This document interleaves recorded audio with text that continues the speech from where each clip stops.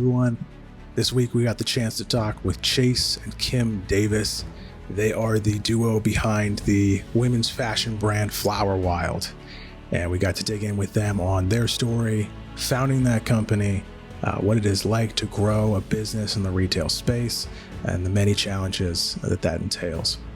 So we hope you enjoy this conversation with Chase and Kim Davis. You guys have both started a number of projects, churches, clothing business, had many adventures already, but kind of starting at the beginning here, how did you two meet? What was the start? You take it away, babe. We met at Texas A&M in 2005, 2006. We were freshmen. We were actually campaigning for student body president together for the same campaign. A&M is huge on student involvement. And so we met there. And she was actually dating a guy who was in my fraternity and then broke up with him. And then I was like, oh, she's available. But then she invited me to a dance. She was in a Christian sorority called Phi Lam. And so she took me to a dance, and it was in Dallas, where I'm from. And so we went to this dance, and I was like, I love this girl. She's great. She's fun. She's beautiful. And so within like a few months, it was like, we're in love, and I had come out of a kind of season where I was like wanting to quit college, very disillusioned. And, Kim was still like, I think did you invite me as like a safe bet? Mm-hmm. He was my cousin's neighbor, and I'm, we'll have fun. That'll be that. And that was not that. That was not that. I was not a safe bet. We got married. That's great. That's very cool. Yeah. So Chase, what was the path early on out of college? You grew up in Texas and now you're a pastor, but what was the journey there? Yeah, I felt called to ministry in high school. I went to a Christian school in Dallas. I went to a big mega church down there. And in Southern Baptist culture, which is the church I was part of, missions and missionaries were kind of like the Navy SEALs of ministry. And most guys are kind of attracted to high respect positions. And so I was like, well, maybe that's for me. So I just started getting involved in different ministry opportunities in high school. And then in college, I did the same thing, became the chaplain in my fraternity and started kind of getting some reps in teaching there. But I had always gotten wisdom from like mentors, Bible teachers and stuff, that they're like, do not go straight from college into ministry or to seminary. And I was like, all right, whatever you say. So I got my degree in construction science from Texas A&M. So I went into the construction industry and worked for a general contractor. I did my internship on campus with a general contractor who was working on A&M's campus. And then when we moved up to Colorado, I worked for a general contractor out here building a high school in Gunnison, Colorado. So we moved from College Station to Gunnison in 2009. Like 2 weeks after we graduated, we just packed up everything and moved up here. So it was nuts. And Kim, what's your background? What is my background? So I actually studied recreation parks and tourism science in college. Clearly not doing anything with that. Although I feel like having a store on Pearl Street in Boulder, there's a little bit of tourism happening in there. Especially I have a huge passion for customer retention, for customer experience. And I think that started there. But I have worked retail since I was 16. I worked for Fossil for a long time and all through college. Worked for some small boutiques when we moved to Colorado, worked for Anthropology, and then was promoted to personal shopper. And that like one-on-one relationship building just kind of like sparked this desire. I'd always wanted to open up a store eventually. It was kind of like a lofty dream, but that's kind of when I started to like see it. I could actually see it in my mind of that like being a part of our journey. So it started online. I was a blogger, kind of like how the influencer world has blown up in these last few years. I was a part of that like lifestyle blogging journey in like the early 2010s.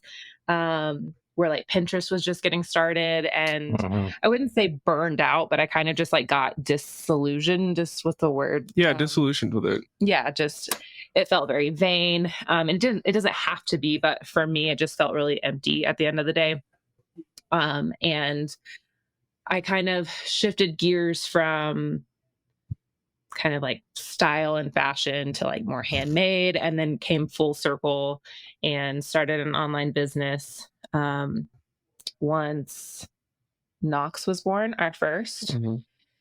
Just kind of started like a really small, like 6 items of an online boutique. And that was kind of like my personal shopping stylist from Anthropology.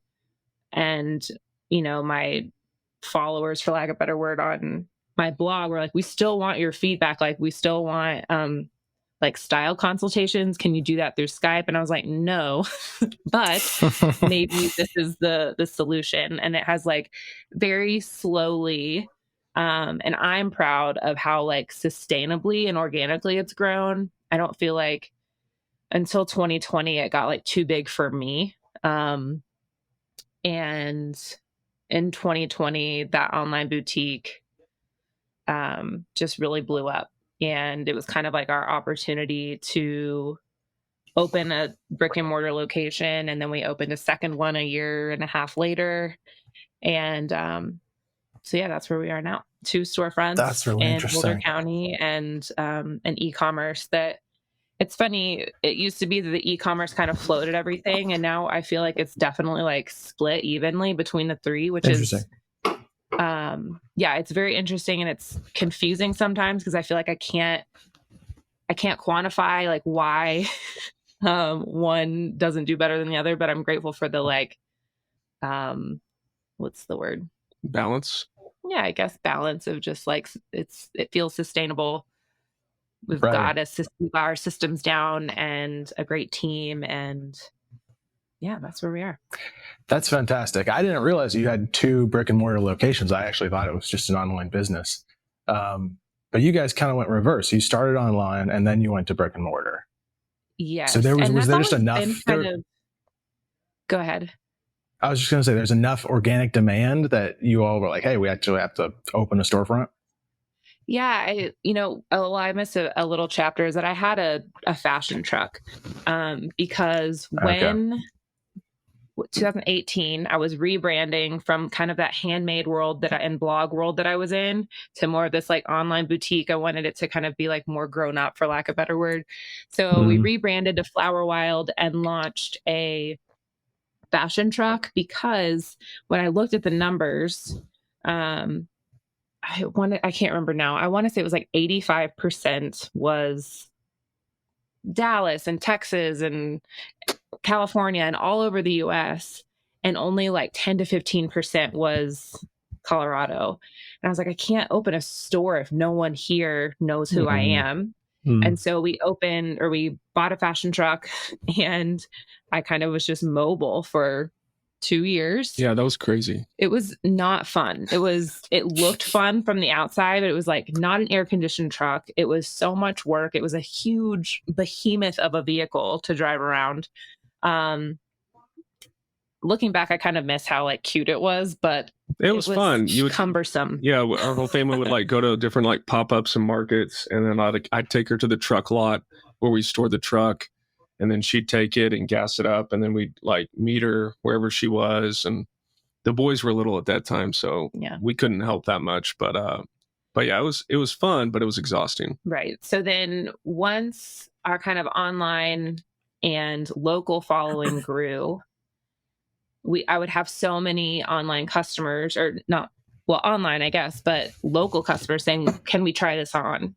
And there was nowhere for them to try it on. At that point, this is like pretty like gritty. And I had rented an apartment to ship out of because it was cheaper than any commercial space. So I literally went to this nice apartment complex and said, do you have any units for $1,000, $1,200? And I was like, to be clear, I'm not living here. I'm storing my my online boutique products. And That's I know awesome. that's weird. I wanted to like be ahead of it so it didn't look sketchy. Yeah. Right. So it was kind of a fun season because we had a pool. Yeah, they had a pool there, and That's they awesome. had beer on tap, in the Oh, that's apartment. true. So we would go there, and so it was really fun. We'd move product up and down the stairs. They'd ship it there. Yeah. So I think that was also cumbersome because it was like, okay, so even if a customer wanted to come try something on, what am I going to send them this apartment? Like, It's super sketch. it just seemed so that's weird. right. That's So right. that's when we started to look for a commercial spot that could eventually be a brick and mortar. Because I had always, wanted to open a store, but I wanted to do it once the boys were in school. I was really set on like being home with them and focusing there. And then as my business kind of built momentum, it honestly, I feel like God just ordained it, how it just kind of aligned with the boys going to school, getting into this space that we're currently in, that I was just shipping out of, and then eventually became our first storefront. Did you know back when you were working at Fossil or at Anthropology, did you know that you wanted to start a business eventually? When did that start to take shape in your mind? Fossil, but I have always loved retail. I think some people look down on retail just because it seems like a in-between job, or like it doesn't seem like a career to some people, but like the opportunity to meet so many people every day, to help them feel their best, to help them meet a need, find a gift or whatever, has always been so fun for me. Exhausting a lot of times because I think back then I was a little more extroverted, and now I'm like, if I work the store for a full day, I am toast. Like so many conversations, and it just like completely depletes me, but I love it. It's just in this season, it's really hard. But I distinctly remember going to market with a business owner that she owned a boutique in Crested Butte. We lived just outside of Crested Butte in Gunnison when we moved to Colorado. And she kind of took me under her wing. She took me to market with her.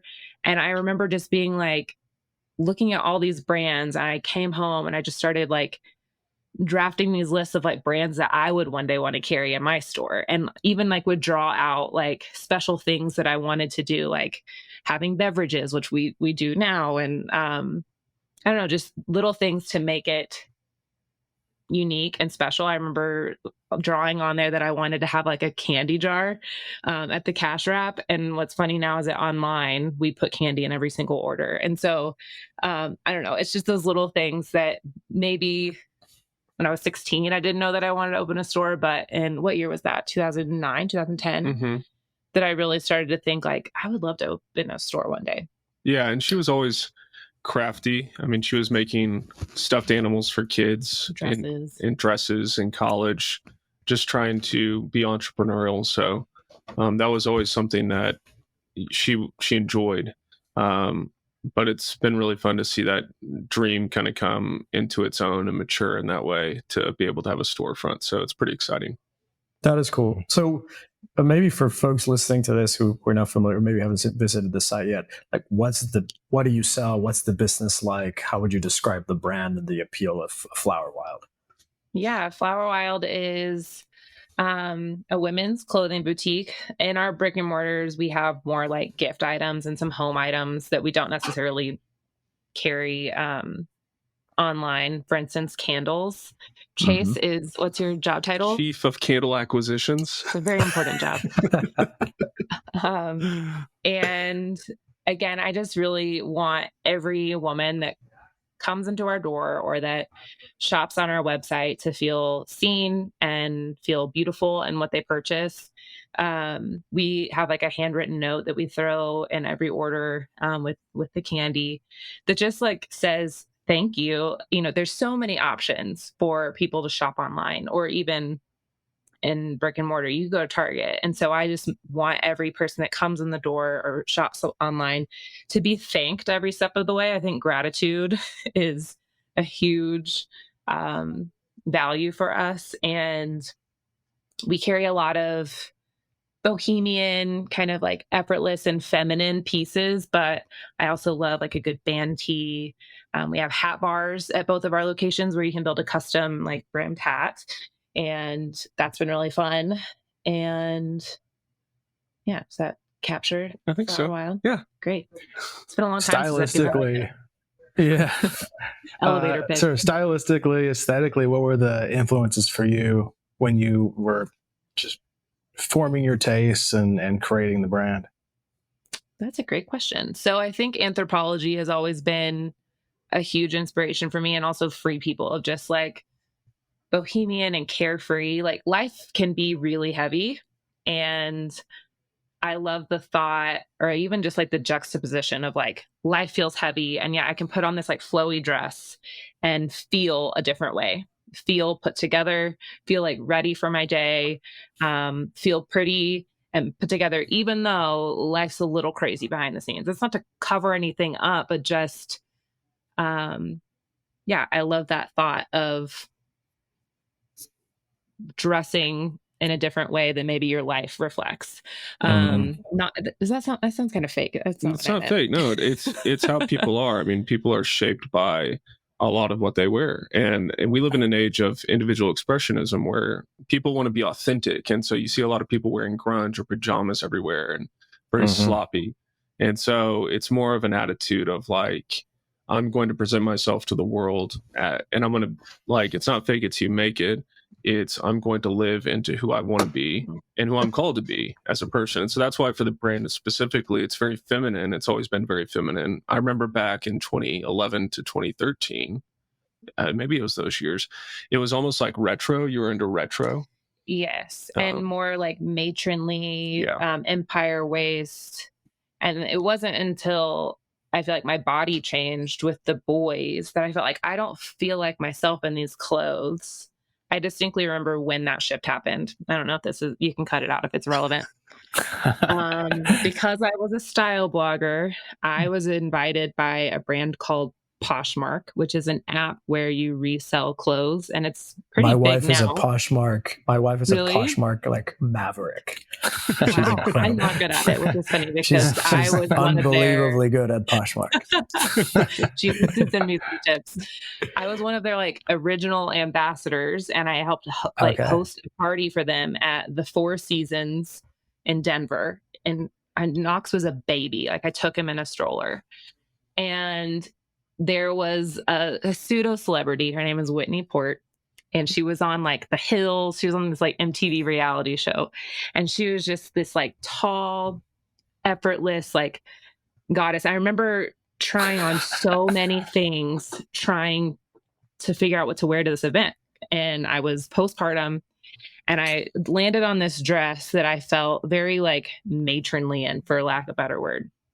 Anyway, so I get to the event, and the elevator opens, and it's Whitney Port and her like tall goddess, beautiful self. And I just remember like looking down and being like, I don't even want to say hi. I know that's really lame, but I don't even want to say hi and like introduce myself because I don't feel like myself right now. And I kind of started to shift more towards like bohemian in that I don't know. I think it was not intentional in the moment. I think it was just like, I started to shift, and that stuck. And just started the more like kind of flowy things that I wore. I just felt more like myself. And I look back at Chase opened up some photos of that like retro stage. You look beautiful. It's so funny. It is funny. I mean, I love listening to oldies. So I still think I was just figuring myself out. That's what you do, in your 20s. And yeah, it's always been important for us. It's been a hard thing as business owners, has been, when you own a business, you want to love it, and you want the product you sell to care. You want to care about that. You want to believe in it. And there's all sorts of business opportunities out there. And I don't fault anyone for doing it, whether it's drop shipping or selling, just pushing product. When you're in sales, that's what you got to do. That maybe it's not like one that you even use. But for Kim particularly, and just us relationally, we've always been people of strong conviction and strong passion. And so I think for Kim, it was always like, she wanted to sell things that she herself would wear. And so the brand itself is very much, and that was hard when she was an influencer because you had to push trends that maybe you didn't. he had to push trends you didn't necessarily believe in, but also like so much of the brand was wrapped up into your identity. And that was really, that's a hard thing as a business owner too, because, you know, when your business is your identity, if your identity is not, for us as Christians, if our identity is in the business and not in Christ and who he's made us to be, it becomes very personal when sales don't go well or somebody doesn't like a product. And so kind of maturing over time and being sanctified in that way to like being able to like love something that she loves, offer it to people, and yet kind of like know that, you know, her approval or people's approval or buying that product isn't a reflection of her worth or value as a human. So that was kind of a big maturing process of the business as well. That's very interesting. I have so many questions about that world, mostly through my wife, who she is sort of my door into the world. She, you know, she's not on Instagram, but she used to follow the bloggers, and she's more aware of the space than I am. How do you see the line between like going with and amplifying a trend that you're seeing, let's say online, versus establishing a new trend yourself? Again, thinking of conversations I've had with my wife where she'll say things like such and such piece or such and such style is now in. And in my mind, I'm thinking, is that an organic in? Like somebody, you know, is like do people want to wear that? Or is that a mimetic? People aren't even aware it's being pushed on them by the vibes and the Instagrams and the whatever. So I'm curious about your take in that. I think for Flower Wild particularly, I think a lot of those trends right now are driven by TikTok and Gen Z, but my target customer is not that. They are mostly like 30s, young moms.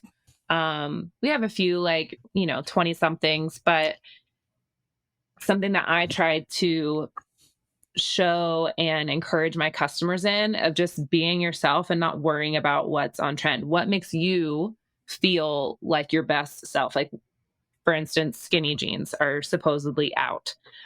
But in Colorado, we have to wear snow boots. So like you have to wear skinny jeans. Otherwise, you have this wide leg jean and a snow boot and you look so thick on the bottom, which is fine. I always tell my customers, like, we don't dress to look skinny. That's not the goal. It's to feel a certain way. And you get to pick what that certain way is, whether it's effortless or pretty or put together or, you know, I have a friend who she's in finance. And so she always goes for like the blazers that we have and more put together. So you know, our customers all over the place as far as that goes. But yeah, it's very interesting to watch styles come and go. But then when I look at the last, even like 4 years, like since we opened our storefront, I look at like our old photos and I'm like, I would still wear that. And I think that's a good place to be, of just like knowing that maybe the silhouettes have changed or maybe the patterns have changed, but like finding your classic style and then bringing in 1 or 2 trendy pieces, whether it's a jean silhouette or a certain type of jacket. Like when the shacket trend came about, I was like, why would you want to dress like that? It looks so masculine.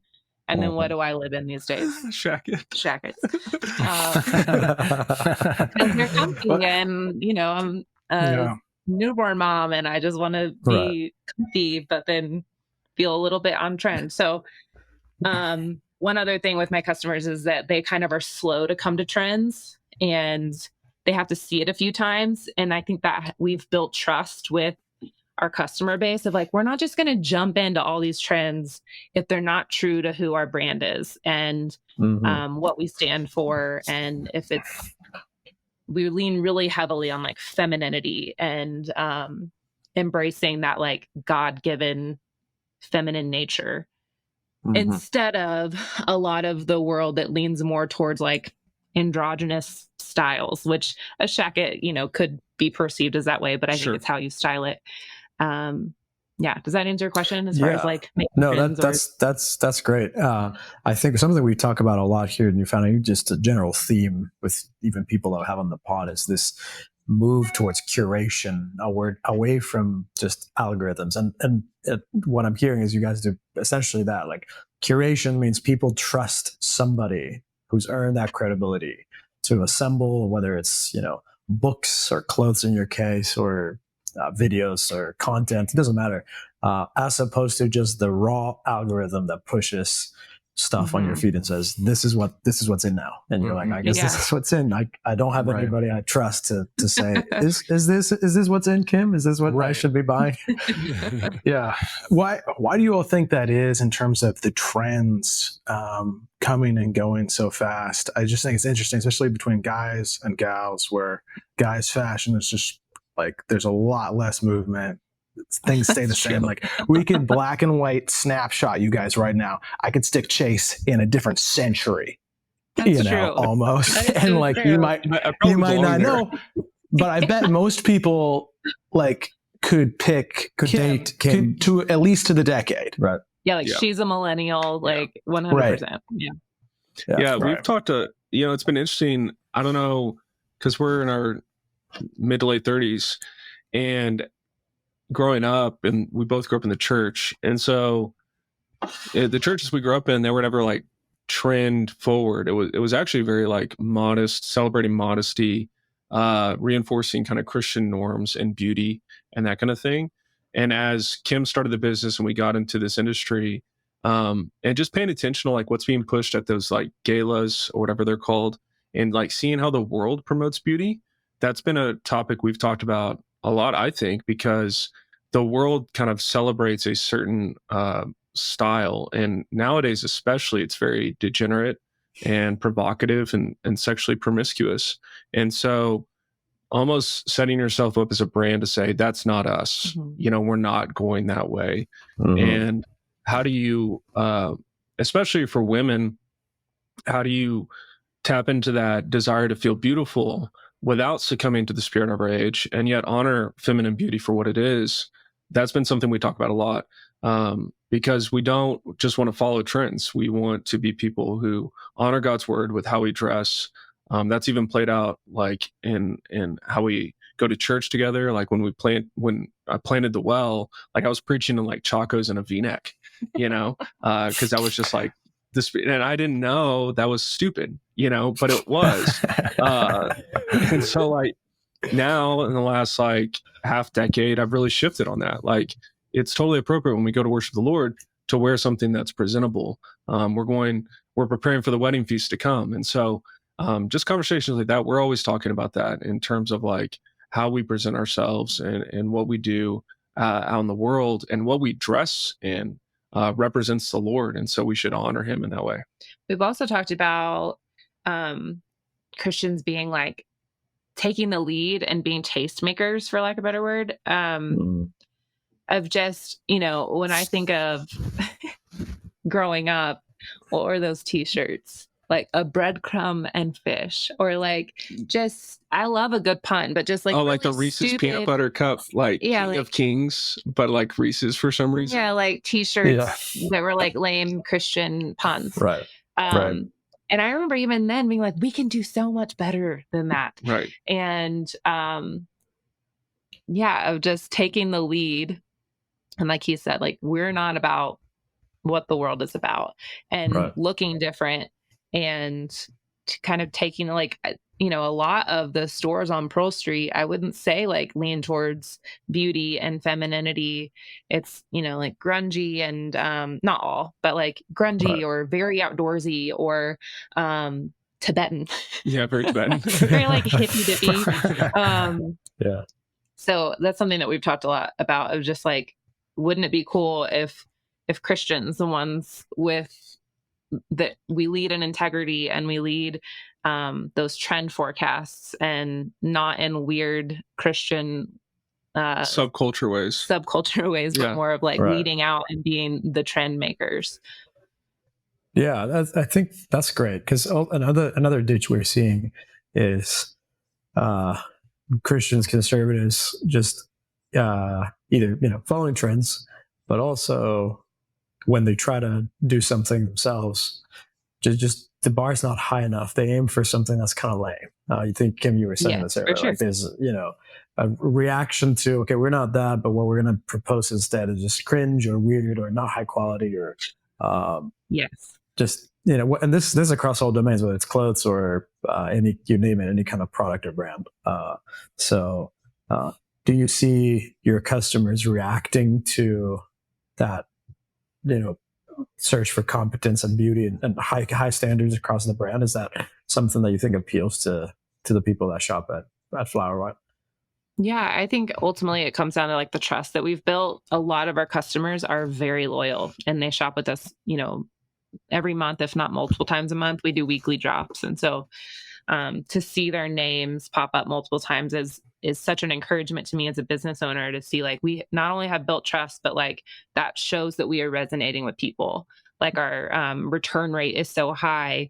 And that's something I'm really proud of, because I think that it shows that the world, the retail, the shopping world is resonating with what we're providing, embracing femininity and leading with integrity and gratitude and customer service. Yeah, in a place like Boulder specifically, you're in a pretty like elite, it's kind of like the Silicon Valley of Colorado. And so you have an elite status people who are used to certain tastes and preferences.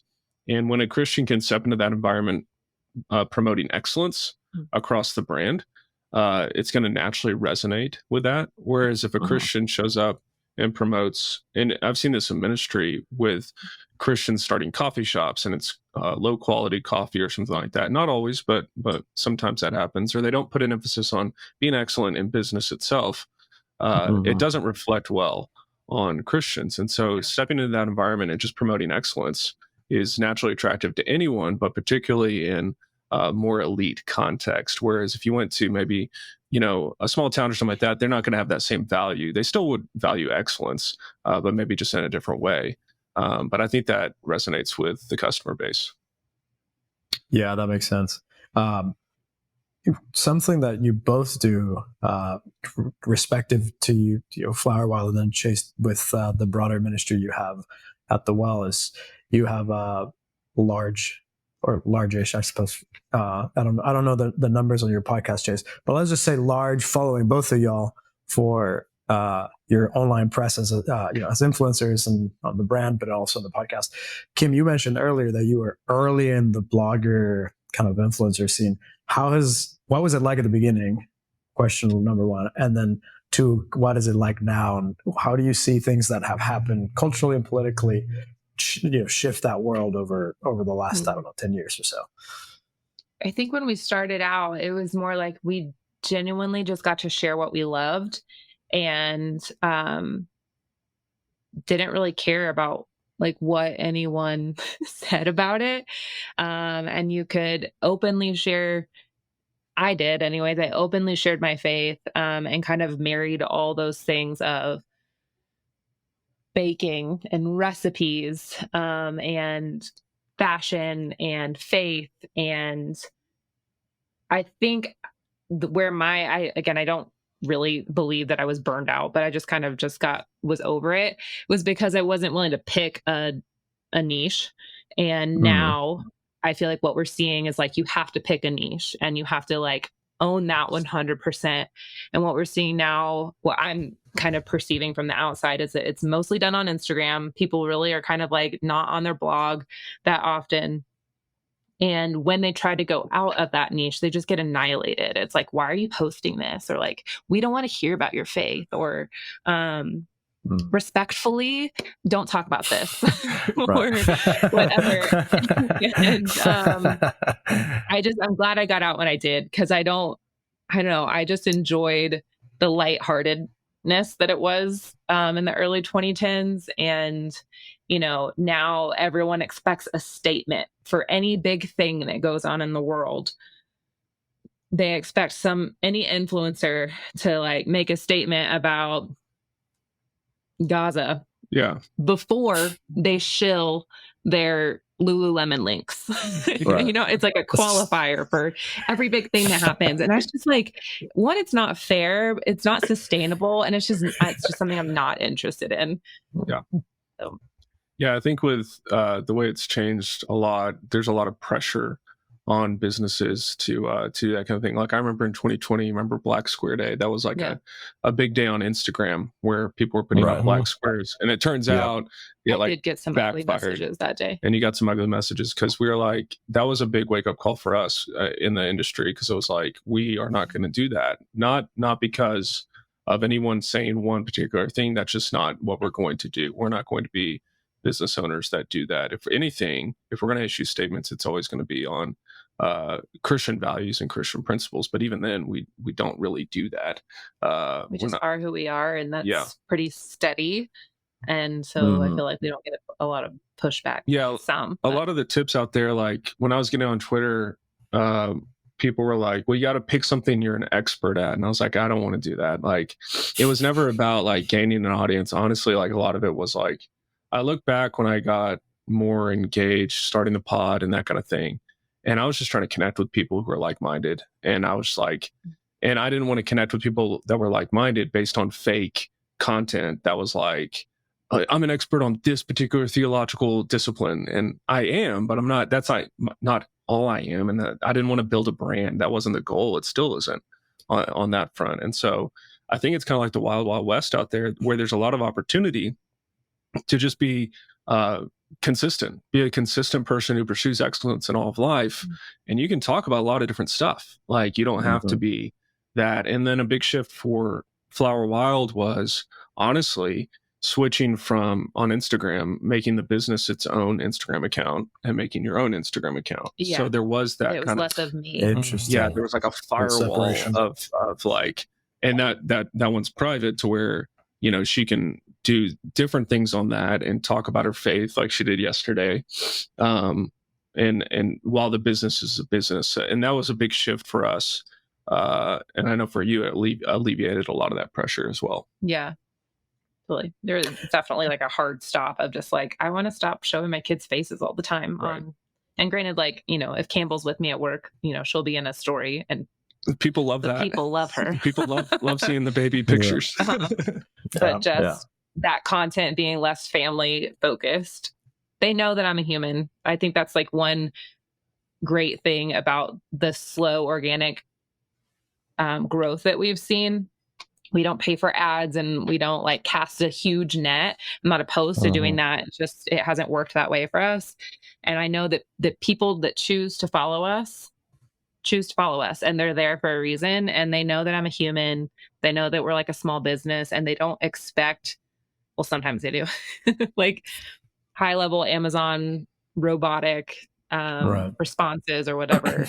And so I feel like we're allotted more grace. Yeah, and the algorithm has changed a lot because she was made a lot online. That back in the day, and I would say back in the day, it was like 7 years ago, but like, you know, it was easier to get engagement on posts, I sense. And now the internet is so inundated and managed to where if you don't pay a certain dollar amount, people aren't going to see your content. And that's been a huge challenge for us, as to how to navigate that, because we don't have investors. It's just us. And so like, you know, we can't outspend target, you know, on engagement posts. And so just making quality content and being consistent has been something we've kind of had to come to terms with on that front. So Instagram it sounds like it's the main channel for you. Have you tried any of the other ones, like, I don't know, even X, Twitter, Facebook? How do you perceive the difference between one platform or another? What works well in one versus another? For Flower Wild specifically? Yeah, for Flower Wild. I know Chase is a Twitter fiend. He owns that space. He told me that it's yesterday all of his friends found my old Twitter, which I haven't used in 6 years, 7 years, 6 years. And they're all making fun of me. And I'm like, okay, listen, that Kim to different him. So I haven't tried Twitter. Honestly, from what he tells me, I'm scared of Twitter. And yeah, no, thank you. We tried TikTok. And what I was trying to do was just kind of put my content that I was doing on Instagram and putting it on TikTok. And I just like couldn't gain traction. And I felt like I was just like watching stuff that was so irrelevant. And like, I cannot believe that this is the world that we're living in. Well, and then, I think he deleted it off my phone, actually. Yeah, because like once we found out it was like Chinese spyware, I was like, babe, this is over. Like we cannot be doing this. But Instagram is where a lot of women live. I feel like it's a very feminine platform. Yeah, it's curated towards women. Yeah, there's a lot of like pretty pictures and that kind of thing. And so that's the main thing. Facebook has been, I mean, now they're integrated, but Facebook is kind of a dumpster fire for marketing. And then, I mean, Google Ads you can get a good return on, but yeah, it just gets like, it's so hard because it's a pay to play market now. Yeah. Where, you know, if you don't promote your content, people aren't going to see it. So that's been rough. I haven't even talked to him about this, but one thing I want to do this year is try Facebook again. My personal account got hacked a few years ago and that affected my business account. And so I've not been able to run ads because of that, because of the I've been in this like probation zone. Yeah, but I have access to it. Yeah, so I get all the messages. I don't get business. Technology, surprisingly, because of running an online business.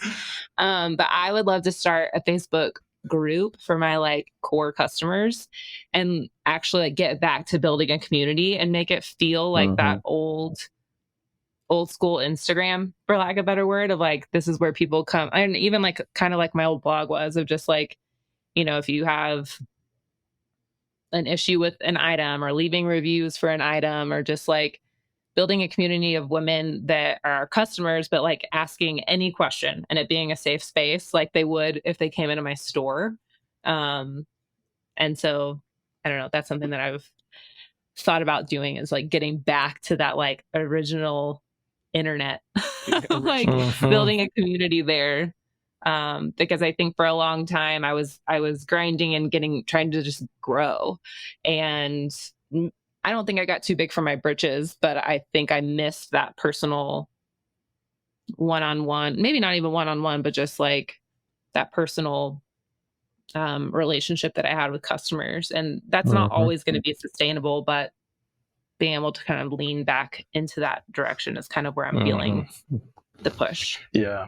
Yeah, it's interesting that Facebook as a platform is just this decaying beast. But like 100%. The couple pieces that are still, that people go there to find value is like Facebook Marketplace. People are like, I don't use Facebook, but actually I do buy some things off Facebook Marketplace.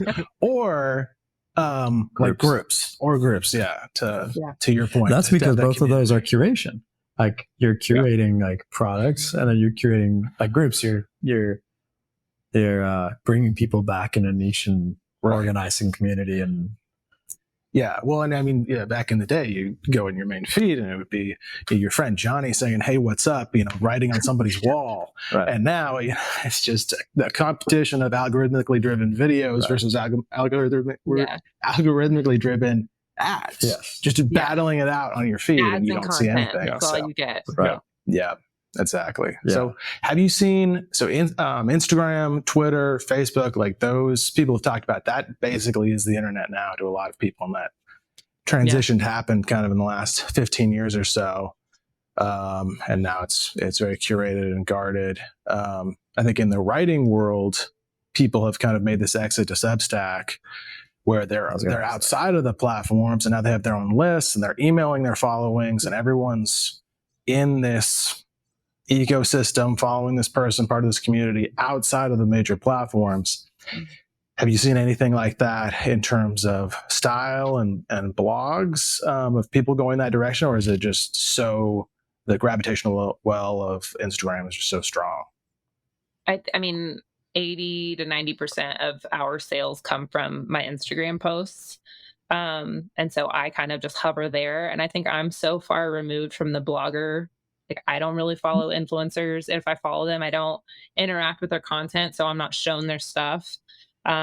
So I don't know what they're doing as far as like email lists. Our email list is pretty strong. And I think last year I did try to like, let me add another, like my favorite margarita recipe into the end of this newsletter. I didn't get any like, what's the word? Feedback from it one way or the other. I think I had some employees be like, can you send me your margarita recipe? I heard like, so yeah, I think there's definitely value in that. I think just being limited in my own resources at the moment. I haven't like pursued those things, but yeah, I mean, like it's always been an interesting thing. Like, and Kim's so resourceful. Like when COVID hit, you remember you were like selling flowers? Yeah. You remember that? You got to pivot. Yeah. So there's a lot of pivoting involved, but even something in fashion that I noticed, there were these boxes for dudes where they would like subscription box. Yeah, subscription box, and a stylist, you would like click certain boxes, and they would send you a box to try on, and then if you kept it, you paid for it, but you'd ship it back. I think that is one way that you're seeing this desire for curation and like the personal touch and that kind of thing. And the Substack stuff plays into that. I haven't seen a lot of people do the Substack stuff well. Like Art of Manliness for dudes was kind of one of the ones that I had heard of. And I think they're still around. I don't read their stuff as much anymore, but I think there's still a place for it. But if Kim were to get into that it does take a lot of work to set that up, and for just her own limitations as a woman and as a human, that's a lot of work to put into and a that. mom that's not currently sleeping. Yes, correct. Yes, I relate to that. So I'm running on like 3 hours of sleep. So if I slur my words, please be gracious. Yeah, that's interesting. I'm curious. One thing we've talked about as it relates to sales channels and such is, how do you see the like affiliate / influencer model as a sales channel changing? It feels as an outsider, even a few years ago, it was very common to just pay an influencer, and then they talk about your product on their own Instagram page or whatever. Some feedback we've seen just from the market and the work we do is that a lot of these influencers are burned out from just getting paid to show a product, because everybody's trying to tell them to show a product. And so some markets are moving more towards like, I give the influencer equity in the brand, and then say like, you own a piece of this business and you get to talk about it whenever you want. What are you seeing in that shift, in that space? That's really interesting. I've never heard of that option. But we did a lot of influencer gifting a few years ago, and it never played out. Like, would perhaps get one sale, but it was a sale from a customer that was already a customer, just happened to follow that influencer and then got a discount code. So it never played out for us. And I cannot figure out, like, maybe it was just, again, my limitations and not being able to follow up and make a contract. And it just was never, it was just a non-starter for us. And then I looked into like to know it is what a lot of influencers use to link products. And that's kind of like the affiliate system. I looked into joining that for Flower Wild because I have seen a few brands just really take off, but like the cost for entry is so high. And I truly believe that people are tired of clicking links. I don't know if they're shopped out, or it feels like so much of Instagram is shilling, and it's just product after product after product. Well, now with the rise of AI, you can literally talk with one of these AI chat GPT or something. Give me the top 5 products on this. Like my kids, my parents got them a 3D printer for Christmas. And like, if I wanted to sell 3D printers, like you could go to AI, ask, what are the top 5 3D printers? You could ask AI to write a script for you. You could download software on a website that will then make a video and run your script with voice audio. and you don't have to do a thing. All you have to do is put links in there. So I think the influencer thing, I think there's still a place for it in terms of like people are always going to be looking for more of a personal thing. But like with the rise of AI, I feel like they've been outflanked, because now with that, you can do that, but you can also outsource a lot of the, like, it's funny. I have a friend who's in a different industry, and he's like running a lot of the keyword searching and kind of hacking the website to optimize engagement and results on Google and stuff. And like you can outsource that all over the world, for people to do different things on your website. And so I feel like a lot of the influencer stuff has been hacked by coding optimization, keyword searches, all that kind of stuff, to where they feel irrelevant to me. I'm sure some people still follow a lot of influencers, but I think people are burned out on being sold to and pandered to, especially if the person doesn't believe in it. And I think that AI and outsourcing has really kind of displaced a lot of the need for that. So I want to say they're irrelevant, but like I also know a few that are like legit millionaires. Yeah, totally. So they're obviously not relevant. People are still clicking the links. Yeah, right. Yeah, it's but one of those, like, there's a very small percentage at the top who do extraordinarily well, and then a long tail of influencers that just don't perform. Yeah, that would be my guess. Something you mentioned earlier, Kim, was interesting, is that the decision to split your personal account from the store account. Talk a little bit more about that, and like what influenced that. I locked it down. That shit. You locked it down, yeah. I don't remember when that was. Maybe when Owen was born, which was when we launched the online portion of what was then called Oh Sweet Joy. So it was before it was Flower Wild. There was a safety issue at one point. There was a random guy who was messaging me. I don't remember what it was. And then there was a couple who would comment on every photo of Knox and call him their baby. And I was creepy. Just like, hell no. I'm done. And this guy had been like messaging me, and I could have sworn I saw him in like a Joanne. Do you not remember this? It was like, I don't remember that part. Anyways, it just like there were just some safety issues that all of a sudden I just felt like too much of my life is public. And it was hand in hand with like, so much of my life is public. I am finding my worth and my identity in this online persona. And I just don't want to do that anymore. Right. Part of it was a wisdom issue. I tend to draw like really firm boundaries. So where Chase will just like, I don't know if you do it anymore. For a long time, he would add anyone on Facebook, like anyone. Have you just like LinkedIn? Like, sure, why not? And I'm like, great. I'm like going through my like Instagram requests, and I'm like, do you know so and so? Why are they trying to follow me? And he's like, oh yeah, that's like so and so from, that's so and so's wife. And I'm like, I don't know her. I'm not letting her follow. She's not my friend.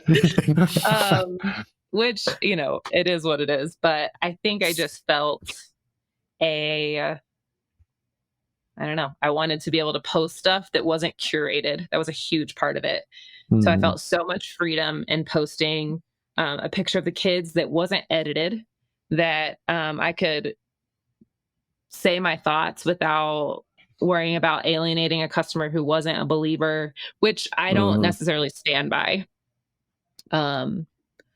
But I don't know, just posting silly things. Like yesterday, I posted about protein powder. Like, I don't know, being able to ramble without it being associated with the brand is very relieving. Having kind of, I would say I've grown up in this culture of the internet and curated content. So it's nice to have a place where I can just post really stupid memes or making fun of Chase. Yeah. And not feeling like it has anything to do with Flower Wild. Yeah. And a lot of it, because as a business owner, I mean, my dad was a business owner. Your dad was a business owner. And they're in different industries. Like my dad was in landscape and irrigation subcontracting. Her dad was a farmer. But with the industry that she was in and still is in, it's very performance if you're online. And for a lot of people online, it's very performance. Like, I've got to like think really hard about what I say. Otherwise, who am I going to alienate? Who am I going to offend? And it's very obsessed with perception. And I think for Kim, she just got really tired of that, because Kim's really goofy and silly. And like, if she makes a joke that offends somebody, right, that's potentially alienating a customer. And so I think that was part of it, was like just getting away from the performance. And that's been huge for Kim, to like be able to take a step back and be like, it's not about performance.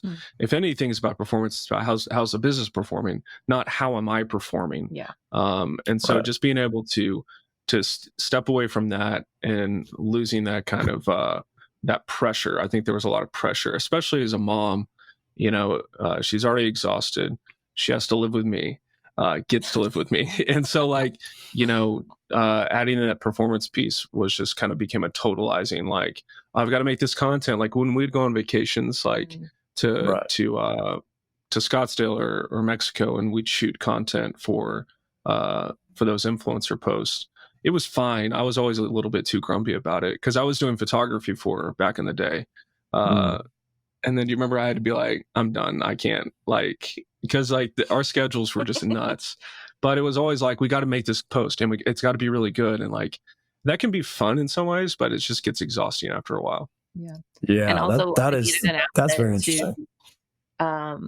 Post when I got negative reviews, I wanted somewhere where I could like annihilate that person with my words without knowing that they would see it.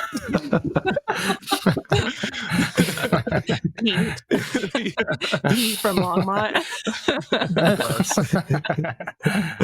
Yes. Awesome. No, that is interesting. And that was again through my wife, and she'll share some of the stories coming out of like the usually, I guess, Mormon mommy bloggers and mommy families, where every single piece about that family is curated. I think you were sharing at some point that there were a couple of these families that raised venture capital to invest not in the business, technically the business, but in themselves, to buy a better house, get better pictures. Like the venture fund was like, you look and your kids look like a venture backable person. And so we're going to give you capital and get you a better house and lighting and better haircuts and, a stylist or whatever. And that's the investment in the business, which is just insane to me. And then the whole time they're, and I've known some micro influencers in that way, but like the whole time like you were saying, it's kind of weird seeing it from like as an observer.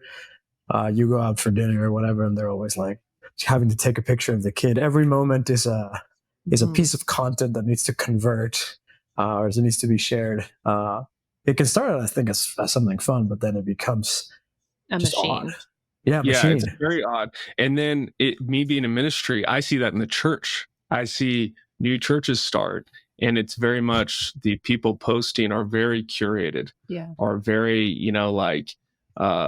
when people invest in a church plant or invest in a new work for God, not getting a return except in the next life, unless it's some weird circumstance. But that the online engagement for church becomes its own, and that to me is really strange. Like, we can see straight through it because of our background. Mm-hmm. I know exactly the game they're playing, and like it's on one hand I don't fault them for that because I know the game, but on the other hand I'm like, dude, that's super like weird. Like stop, like just be who you are. You can post beautiful content, but there's such a marketing racket out there in the church world for like that kind of pressure, especially with like church planners specifically. They've got to look a certain way.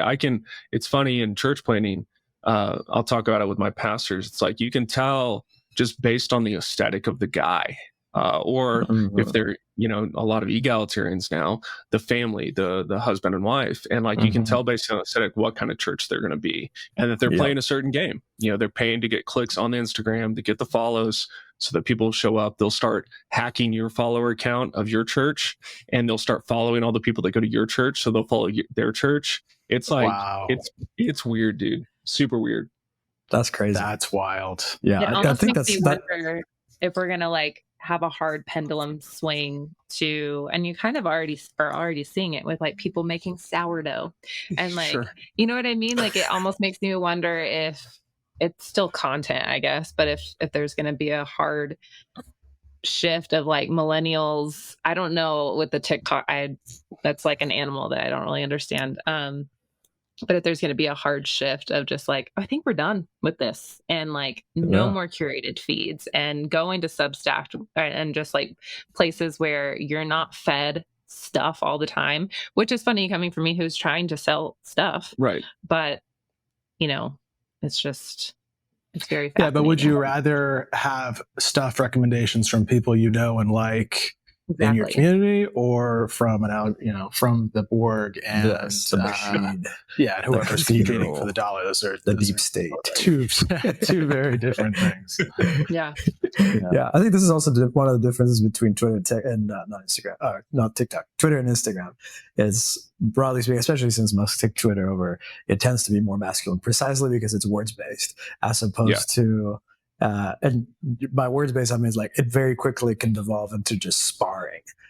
Yes. Whereas if it's image based, then you're going to have to be it can start off normally, like performative in a good way, curated. You want to post pretty pictures, but it can both of course have their ditches and whatnot. So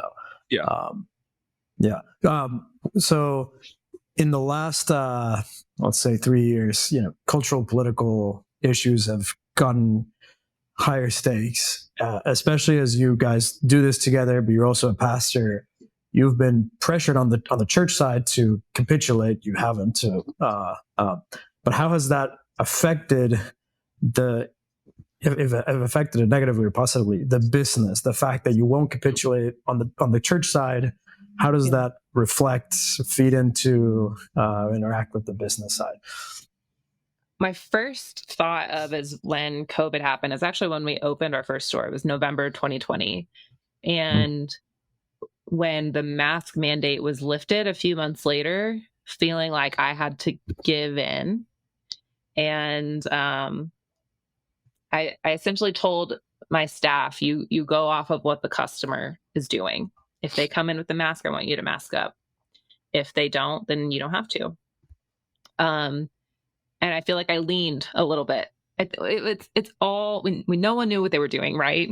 But then you had both people being like, "Wait, you're in the store. Why aren't you wearing a mask right now?" If I would post on Instagram, I'm like, first of all, I'm in here by myself. Second of all, and then we had like a little mask sign that was like an illustration of me with the mask, and I posted a photo of it on Instagram, and it was just like unfollowing, like, you're a sheep. It was like you couldn't do anything right. And we were scared of being shut down ultimately, or making our doors close. And then I think of like every June on Pearl Street, we are handed rainbow flags that we are assumed to put up by the local government. Yeah. And I just kind of like, we kind of have like an understanding at our store. Like, we don't put anything up on the windows. It doesn't matter if it's like something great, promoting an event downtown Boulder. We're not doing that. And so it's an easy way for us to just go like throw those away. Am I allowed to say that? I don't know. Yeah. This is a safe place. And we've honestly not ever gotten any pushback. In fact, we've gotten people being like, how great it is to walk down Pearl Street and see your storefront, and you're the only one down there without a trans flag in the window. Yeah. So it's actually been really encouraging. Yeah. But the pressure sometimes is just like, I'm an overthinker by nature. So I'm like, I would never put it up, but the pressure sometimes is just a lot as a business owner in such a liberal context. Yeah. And then having friends that like get it. I think that's been a huge thing. Like when the pressure campaign came against our church, and, we were, like, our business was put on Reddit and that kind of thing. It was like, how is this going to affect the business? I mean, this is part of the way that we make it here. It was just kind of like, well, we'll see. I mean, we don't need to issue a statement. I've seen that happen to some people. You've got Jack Phillips here in Colorado and that kind of stuff. But so far it's been pretty good. But I think the most important thing is that we have a church community and friend community in Colorado that they understand the tension, the challenge. Because even when like going back to the mask thing, I was like pushing hard. Like I was like, Kim, don't put up the sign. It's nonsense. Like just be completely open. But I trusted her being in the store, trying to be hospitable to people, that kind of thing.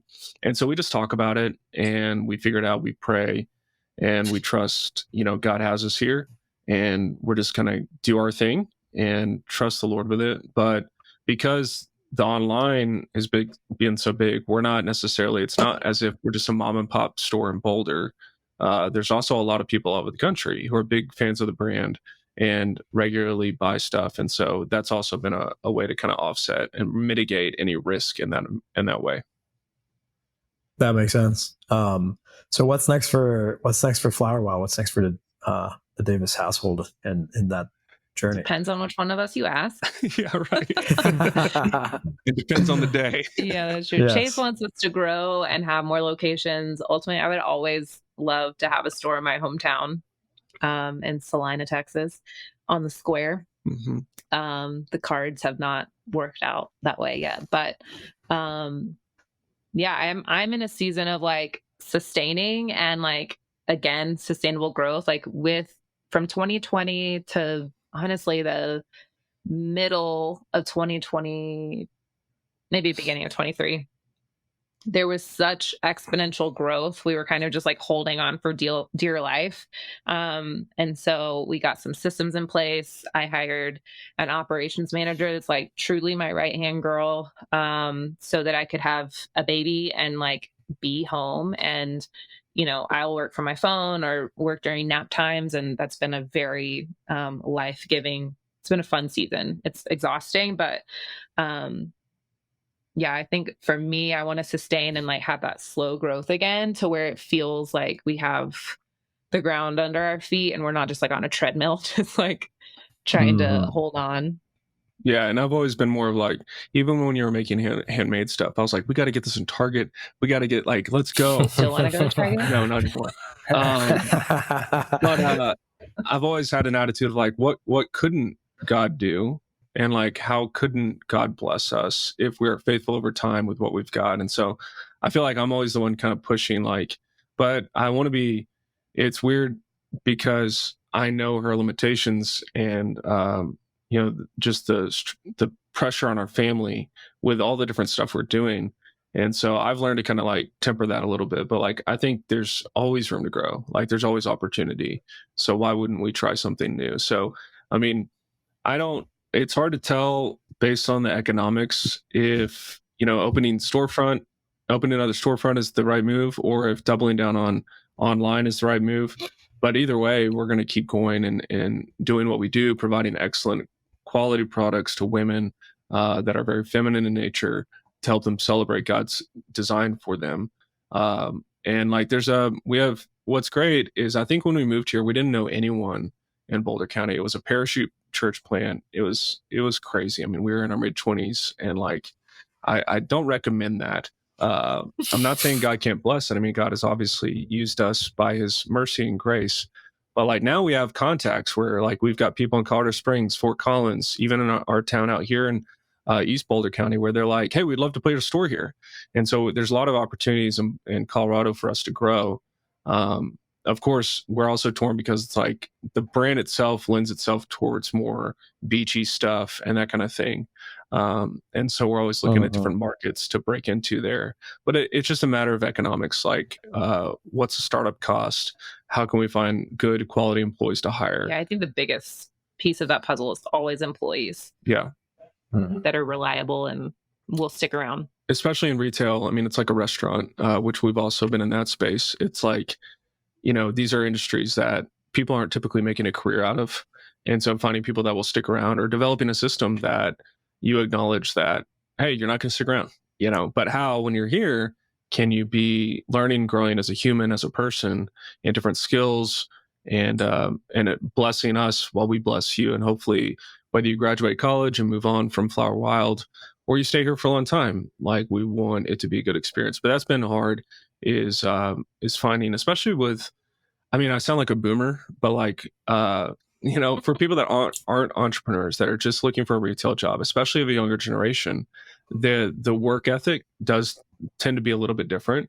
But we've also seen that in older people too, where if you're always online and you've been really shaped by culture, you just have a different set of values, work-life balance and that kind of thing, and expectations. Whereas we're like, we'll do whatever it takes. Like, if something happened at the store, we're it. And so we're going to go take care of business, where a lot of people don't have that kind of ownership attitude. And that's hard to get. I think at our church, our staff gets that and our elders get that, which is a real blessing. But that's kind of been a harder thing in business, is how do you cultivate that ownership attitude in every employee when maybe they're not a Christian, or, they don't have the same values, or they've been very discipled by the world. They're not going to have that kind of ownership attitude. That's cool. If people want to follow you or go to the store, where should they go, and where can they find you? So we're on Instagram at Shop Flower Wild. Our website is shopflowerwild.com. And we have a location in the Prospect neighborhood of Longmont and Pearl Street in Boulder. Awesome. We'll link those in the show notes, and everyone listening to this should shop there, or shop for their wives and their sisters 100%. Or whatever there. So, yeah. Guys, thanks so much for coming on the pod. Yeah, this was a ton of fun. Sure. Thanks for having us.